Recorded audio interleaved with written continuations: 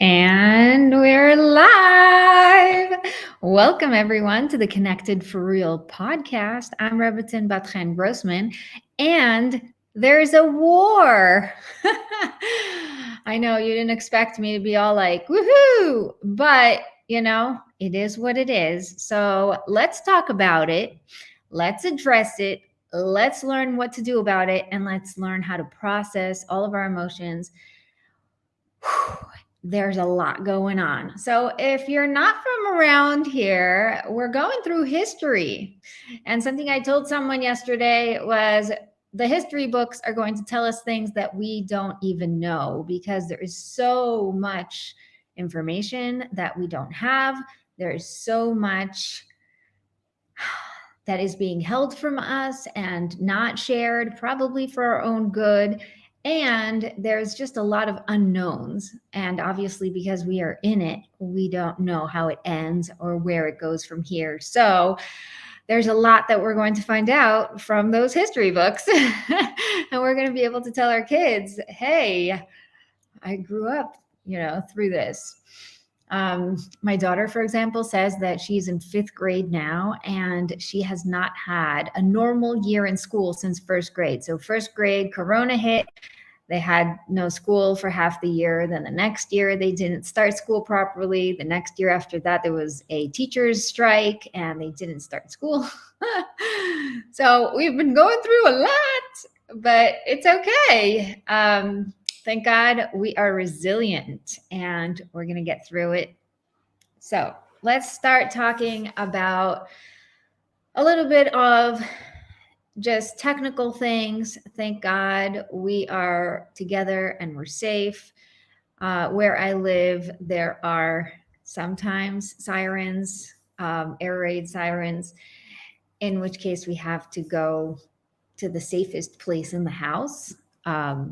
We don't personally have a safe room, but we've decided that this middle of the house area that has the most protection is the safest place in the house. So please God, we will be just fine.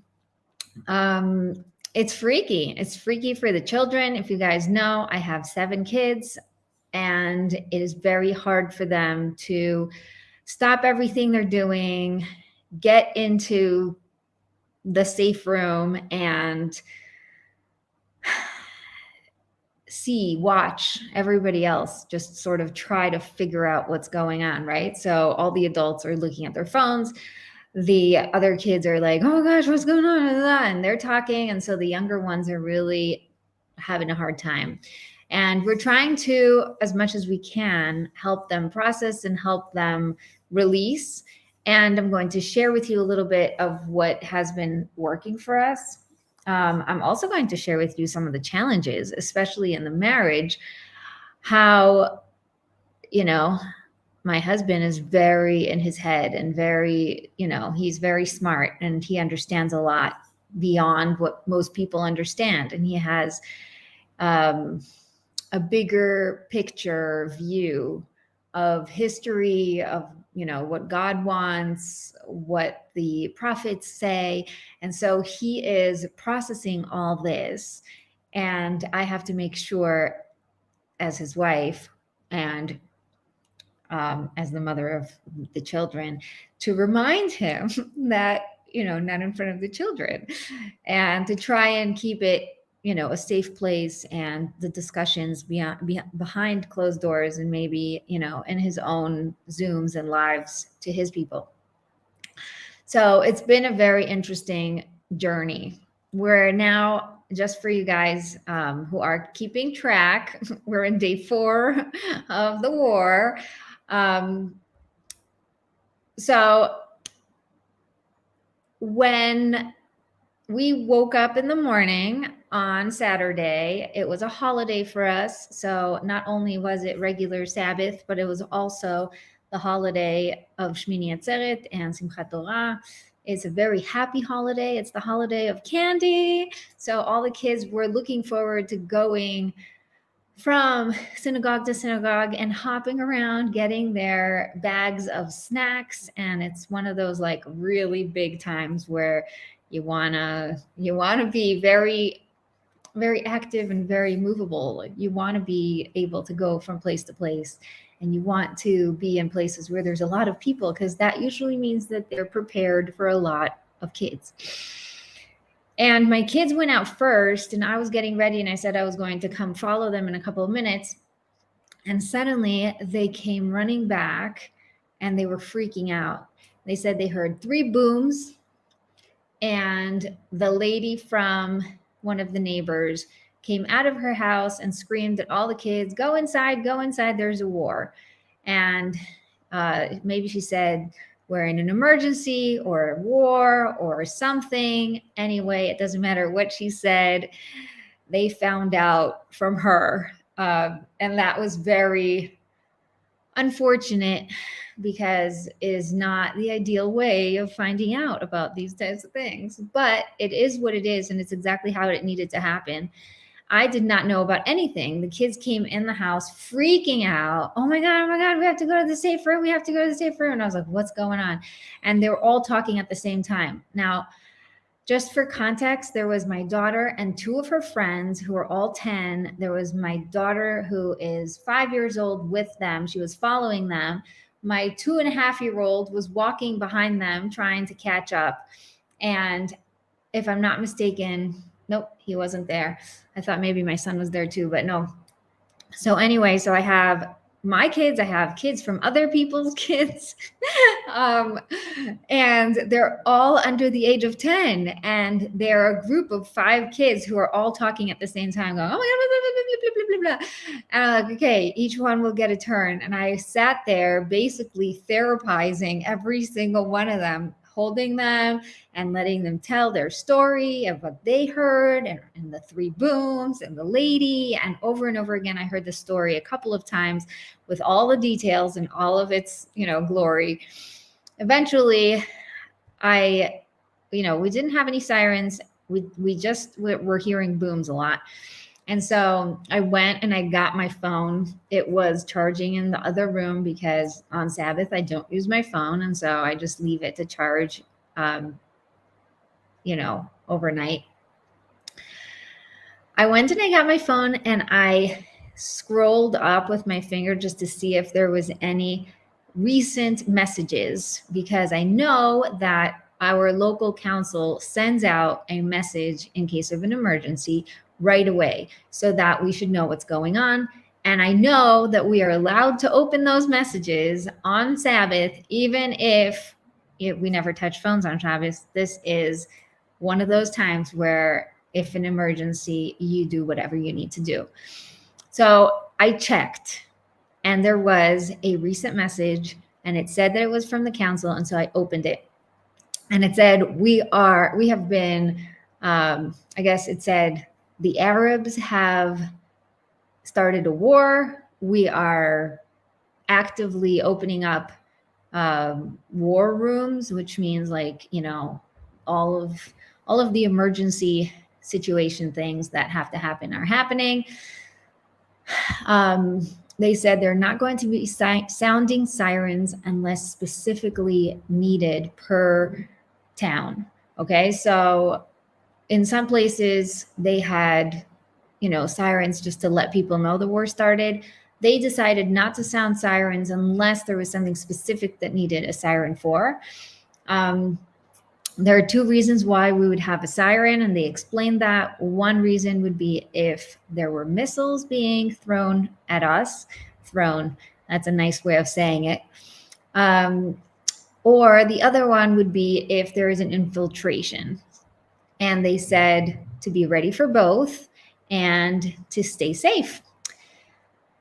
So after reading all this, I was like, yes, you guys are right. There is something going on, and it's a good thing you came home, and now we're all here. Let's stay home and eat something. So we right away heated up food and decided to change course completely. The girls who were not my children were very worried about what their parents were going to think or worry, if they weren't home.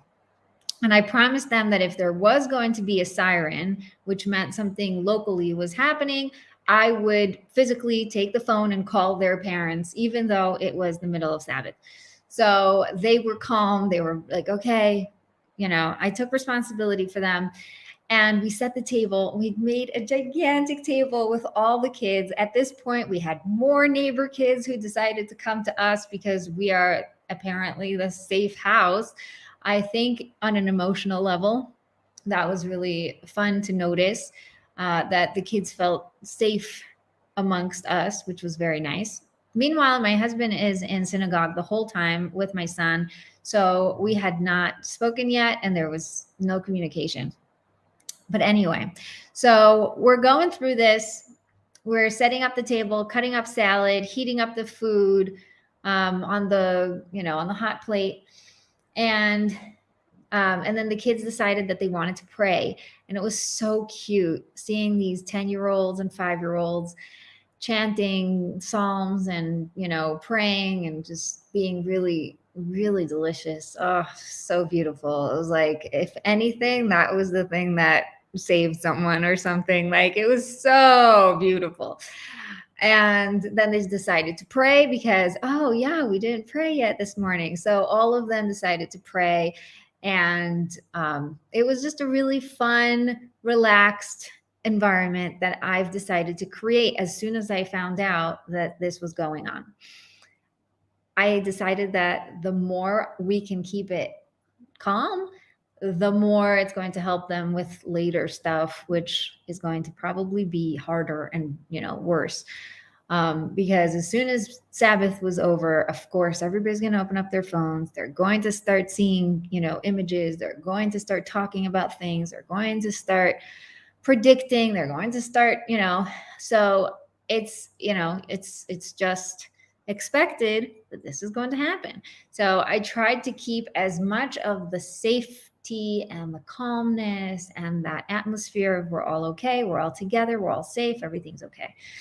And basically that's how our day went. The kids ended up going to some of the synagogues that were safe.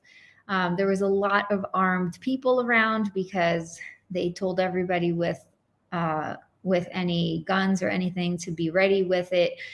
And they also sent army people to protect the synagogues.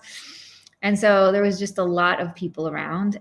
And the kids reported seeing men getting on their phones, getting into cars, getting, into the house, and 5 minutes later out of the house wearing uniform. Basically, every man between the age of 18 and, 40 was called up to duty on Sabbath. And if they weren't called up on Sabbath, they were called up the next day on Sunday morning. So there was a lot of talk about that. Who went, who didn't go? Oh my gosh, my uncle, my brother, my father, my this, my that. And so that was a lot to process also. Thank God we are, still here. My husband is not called up. So he is volunteering here locally, but a lot of the friends, a lot of the people, and there's a really great support system. We're really a tight-knit community. So they opened up a volunteer service. Teenagers are helping mothers who are left with their kids and the father has gone. Weddings were canceled because the guy was called up on the day of his wedding. There is, a lot of things are changing and a lot of things are happening. And processing all that has been really interesting and part of it. So that's what I want to talk about. I want to talk about how do we process, what do we do, how do we deal, and we're going to get really, really specific about these things. And then also what you can control and what you can't. So we're going to start with the most important thing. We're living through history. Okay. I like that. I like saying that because people are like, oh my God, it's the end of the world. We're doomed, blah, blah, blah, right? Like people like to say things that they're thinking or that they're hearing.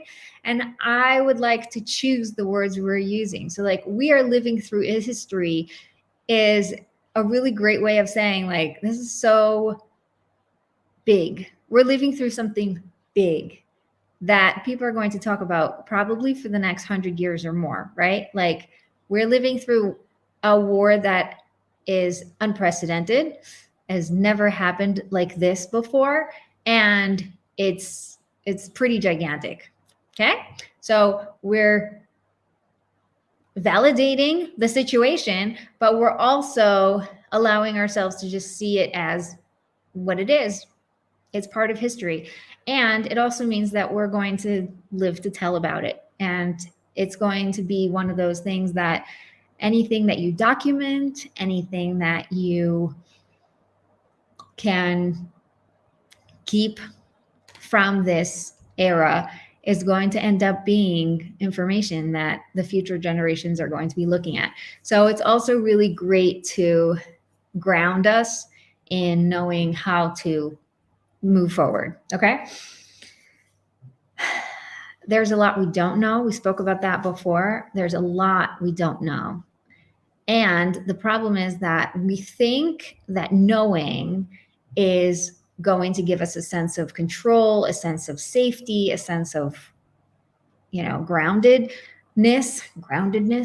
But in reality, knowing is not always to our advantage, and it's a false illusion, right? Like, you think that if I knew what's going on, if I actually knew the truth, if I actually knew all the details, then blah, blah, blah. But like, in reality, it's a false sense of control, and it ends up draining you.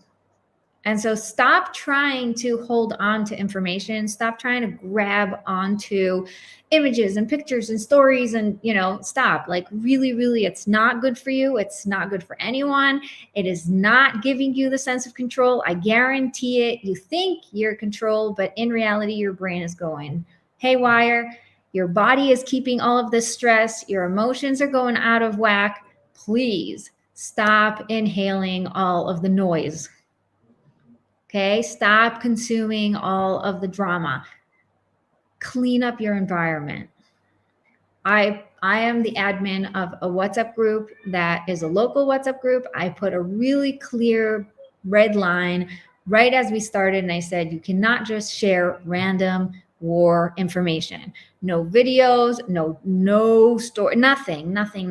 You can share anything that has to do with local people. You can share anything that has to do with your personal situation. You can share with us your needs. You can raise your hand and say, I'm lonely, but you cannot drown the community by creating noise. Because what happens is people just forward things and it just goes woo everywhere. And then it's like forwarded many times. Yes, we are aware, right? And we don't necessarily need it. So clean up your environment, become really intentional about what you are consuming. Even if you're not in the war right now, even if you live somewhere else and you are watching it from afar, you are still part of history. You are still living through it. So don't allow yourselves to absorb all of the drama, the negativity, the noise. It is very draining, super draining. Okay, don't get sucked into it. What we can control, let's talk about this because it's really important. You can control your environment. You can control the intake of information, of images, of noise, right? We just spoke about that. You can control the way you process your own emotions, which is really important. We're going to talk about this in detail. And you can control the way you react, which is really the only thing you can control is yourself, right? So somebody told me, if you could just make him stop doing this, that, or if you can just, right? The kids are like, just make her do this or make her stop that. As soon as I get the tools of how to control other people, let me tell you, I will do it. But until then, all I can control is myself. So I will control myself and my reactions. Okay. That was my answer the entire week this week, because it's been a while. It's been a ride. Okay. So let's talk about how to process emotions, because that is really what I want to focus on. And I think it's really important. Why do we need to process emotions? Emotions come in and they either flush through, they go through us, and then everything's fine. For the most part, they get stuck. They get stuck somewhere in your body. Usually they will encapsulate with a lesson or with a belief. And together, lesson, belief, and emotion, they are going to stay in your body in order to protect you in the future. A lot of the traumas we have, a lot of the things that are keeping us back from doing the things we want to do, and this is just in general so you understand, are encapsulated emotions with lessons. There was something I learned. Don't touch fire, it burns. And the emotion of, right, that surprise or that fear or that pain came together with that to remind me. So every time I see fire, I freak out, right? Or every time I hear the siren, I freak out. Why? Because it came together with a lesson of run, be safe, get to the safe place, whatever it was. So there is always that encapsulation, the emotion together with the lesson. What we want to do is separate those, almost like click them apart and say, I don't need the emotion in order to remember the lesson. I'm okay. Okay. And then just allow the emotion to flush through. The lesson is still there. I'm still keeping it. I'm not going to ever forget that I'm not supposed to touch fire. I'm not ever going to forget that I'm supposed to go to the safe room. I'm not ever going to forget that whatever it is, right? Whatever the belief is. But I don't need to be triggered every time. I don't need it to pull me to a 10 in emotion every single time. Okay. So what we want to do is we want to process the emotions, especially when they're fresh and they're coming in and there's a lot piling up. Learn to release them, learn to process them, and learn to move on. And this is, by the way, really important skills in general, but right now it is urgent that you learn how to process emotions. So, number 1, write, talk, speak, tell, journal. Okay. Obviously, you can make these into 2 categories, the write and journal and the talk and tell, but they are pretty much the same idea. They have found that people who have gone through anything, even if it's just a scare, okay, do not minimize children's scare. It is still a scare. Okay, it is very scary for them. They are living through something right now. And to them, even if it's just a siren or just something someone said or just whatever, it is not just. Okay, so let them talk about it. Where were you before? What's going on? And what happened next? And who said what? And what did you feel? And just sort of help them get it all out, tell the entire story from beginning to end.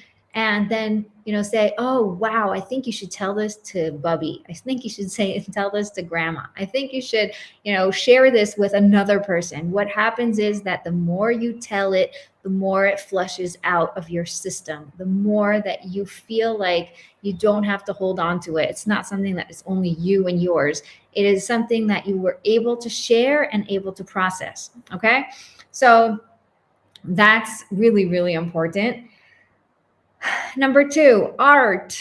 This is something that I turn to a lot. This week has been very, very artistic, but in a very different way. I used to, do like watercolors or painting or whatever, right? Now I have a black pen and a sketchbook or just some paper, and I randomly do some Zen doodles or just, whatever doodle things. There is this really cute idea of tracing a cup over and over again, overlapping, and then any place where they touch, rounding the edges so that you end up having a lot of these really cool shapes. And I've posted a picture on my Instagram if you guys want to see it. Probably one on my Facebook too, because they're connected and they're automated. There's something really special about letting it through you without having to think about it. Just allowing it to come out with a doodle, with a sketch, with even if it's not pretty, even if it's not comprehensible. By the way, this is a great tool for kids. If you say, show me how angry you are, or show me how scared you are, or show me how whatever you are, and you just let them rub, get it all out on the paper. seeing it after they're done gives them such satisfaction. It is like, wow, such a great feeling. Like, yeah, man, that is how I felt. And then you could take a new paper and say, well, how do you feel now? And now we can draw some flowers, or now we can draw the sun, and now we can suddenly see through all the black and all the darkness, right? So these are ways to process. You could use color, you could use black and white, depending on what makes you feel heard and released, whatever. Really, it's personal, and play with it. Clay. Clay is one of the greatest tools for therapy and for processing. We happen to have a lot of polymer clay because my mother is a teacher, and she makes, well, she was a teacher, and now she has a workshop for making jewelry with clay, with polymer clay. And so we went upstairs and dug up her clay collection, and we started making our own clay things. And I'm telling you, my 5-year-old is coming alive thanks to the clay. She's able to express herself. She's able to put different colors together and mix them and show me how she feels, or what it feels like to feel both emotions at the same time. Things like that. Really, really helpful and really powerful. So I highly recommend it. And thank you, Ima, for letting us use your clay. Next, tapping. Tapping. There is something called EFT, Emotional Freedom Technique. It's called EFT tapping. If you Google it, if you YouTube it, you will see it everywhere. There is points in your body that you can just tap lightly and allow whatever emotions to, go through and release. A lot of this feels nice. Sometimes you don't even have to understand it. You just let your body do its thing. It feels good to release. It feels good sometimes if you say the thing that you're feeling and you process the emotions while you're talking and tapping at the same time. There are EFT practitioners that help you with this, and I recommend it. It is something that helped me in the past. So definitely one very good tool. Another way of tapping is just regular tapping. Tap your body right here in your chest, in your arms, the sides of your arms, almost like you're giving yourself a hug, but with taps. It really allows your body to release. You can tap your whole body and allow, all the different parts to release. It feels really good. Yesterday, there was a show for kids with a comedian that is specialized in kids, and he told them to touch their face and start massaging their cheekbones and their jaws, and just allowing your jaw to relax because we're holding it so tight. These are things that are just so helpful, and I hope that if you use any of these, even one, you feel a relief. Okay. And that's why I am making this podcast, and I'm taking the time because I think it's really important.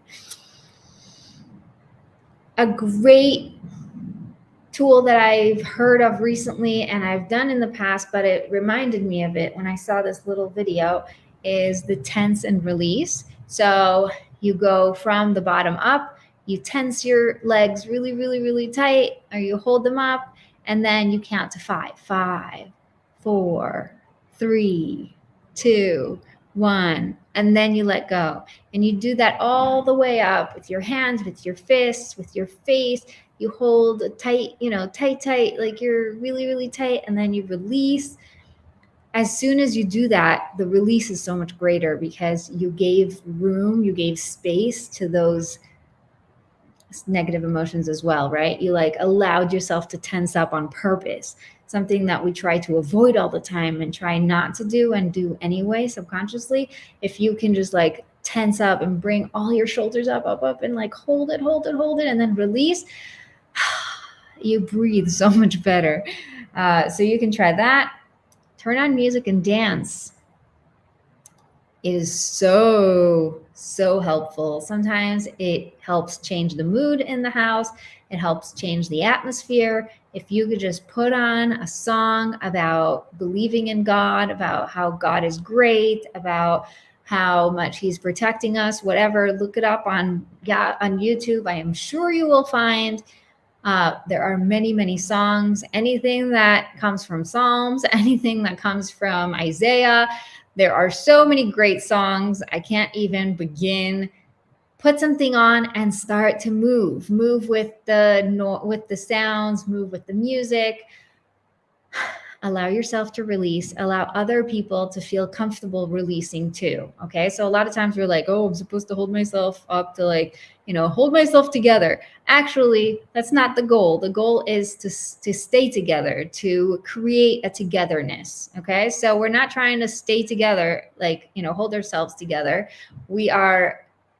Our goal is to unite and be together. And that's okay if you fall apart, or if you teach others to allow yourself to release and just, let your body move so that you don't have to hold it all in. It allows other people to do it too, if you can. And if you're not in one of those places where you have to be indoors all the time, please go outside at least once a day. Take some breaths. Let air and sun do their job. Both air and the sun are disinfectants, and they help you disinfect everything that is going on emotionally as well. So allow it to just wash over you. Allow yourself to go outside. Sometimes I catch myself being inside just because I'm afraid to even venture outside, or like, oh, I don't want to take the time to put on everybody's shoes and get everybody ready. But even if I just open the door and sit outside for a couple of minutes, it makes such a huge difference. Okay, so I highly recommend going outside if you can, taking some deep, fresh breaths of air, allowing the sun to wash over you. It is very powerful and very helpful for processing emotions. And lastly, pray. Talk to God, bring him into your life.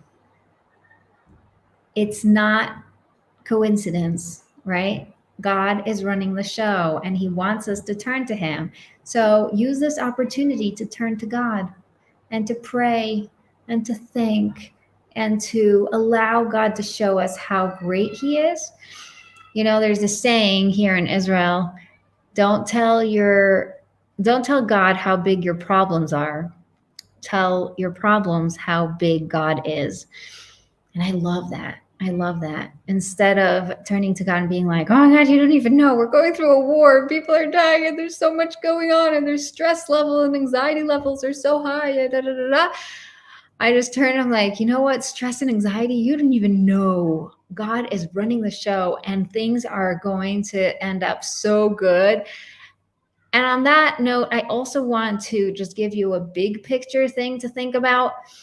A lot of times when we become too comfortable with the situation, God has to shake something up for us to realize that actually we were meant for more and we were too comfortable where we were. And I think that's exactly what we got to. We got to a place in history where we have the state of Israel, we have the ability to live here, semi-normal lives. And we're lacking so much, but we're not feeling it on a personal level. We're not asking for it as much as we need to be asking for it. We are lacking God's presence. God does not have a home. His home is destroyed and it is still in ruins. It is not okay and it needs to change. And I think God wants us to realize that this is the next level, that we need to start asking for the ideal and we have to stop being okay with just whatever. It's good enough. God is good enough. We're like, I have a home. My kids are fine. They're comfortable. I make a living, right? It's like, no, no, no, no, no, no, no. You could be living a life so much greater.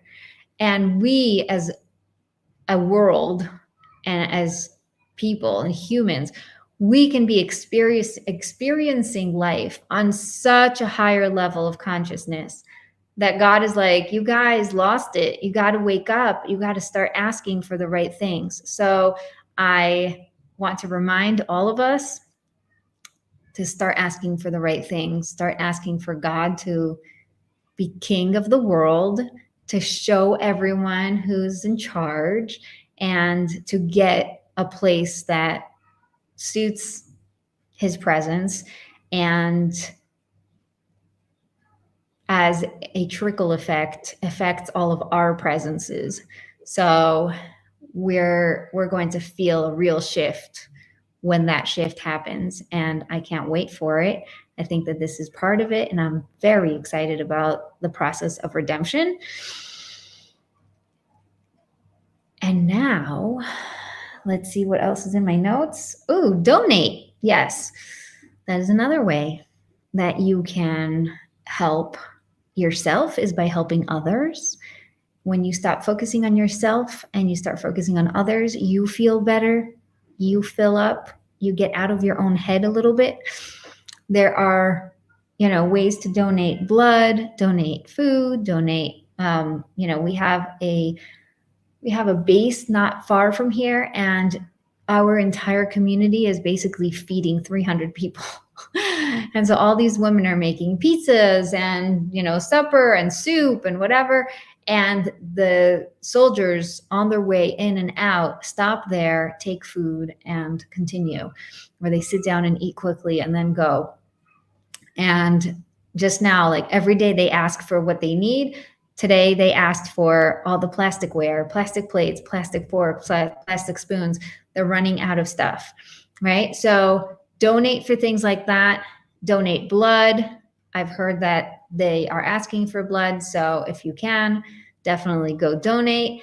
If you are not local and all you can do is donate money, find legit charities and donate. I have one charity I know of. I can post it for you if you'd like. And it feels good. It feels good to be a part of it. So let yourself get out of your own story, get out of your own head, and do something for someone else. It will help you. And don't do just one big thing. I mean, yes, you can always do one big thing, but try to make it a routine thing where you're every day doing something for someone else, donating to, a different cause or the same cause over and over again. It feels good. It feels really good to give. Another way you can give is just by calling and checking in on people.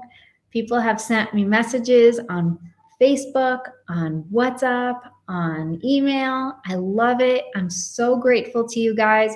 It really does brighten up your day when you know that somebody's thinking of you.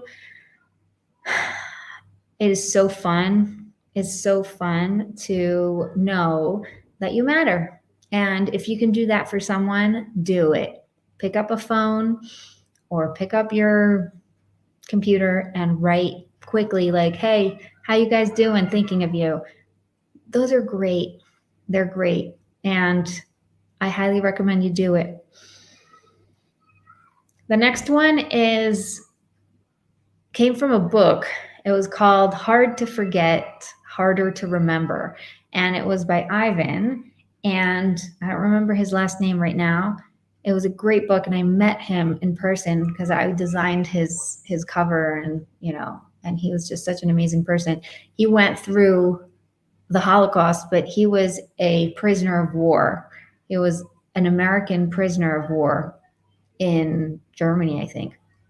Anyway, he told about his experience, and one of the things that I will never forget, he said, we were 4 friends, and right away we decided that we're going to split into pairs, and each one of us has to make sure the other guy lives.